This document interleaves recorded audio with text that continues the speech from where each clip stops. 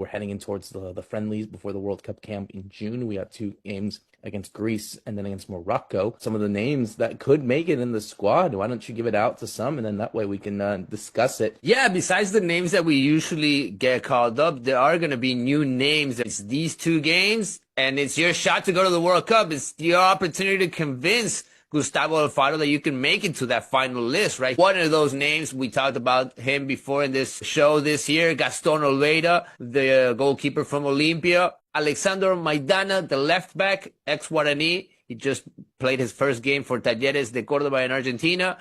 We have Jose Canale from Lanús. This is a name that has already been confirmed. The center back that just picked up the Recopa of Conmebol, Sudamericana champion last year around, scored a winning goal in this very special stadium.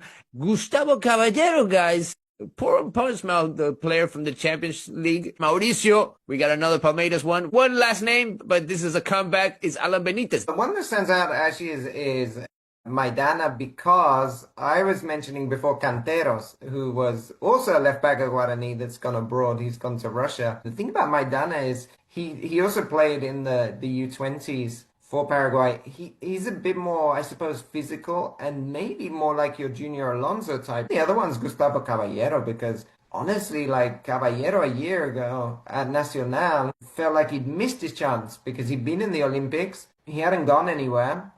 And it was like, oh, so maybe, nothing's going to happen with Caballero. And eventually he gets to Santos and it doesn't work out for him. He was never really on my radar until the Portsmouth move. And now he's gone to Portsmouth and he's playing quite regularly, and it might not be top division football, but it's a very high standard compared to Paraguay. Names that stand out, especially thinking about the starting 11. I think there's 2 names out of these guys that could sneak it up in there. Gaston Olveira is one of them. If you're calling up a new goalkeeper, especially with what's going on with Fernandez, who was the regular goalkeeper during the qualifiers, and because you changed it up already with Orlando Hill doing the last friendlies, it's because you're looking for alternatives. You're looking for the best goalkeeper, and you're looking for that World Cup goalkeeper. And Gaston Olveira is now available after doing his paperwork, after finally deciding also that he wants to play for the national team.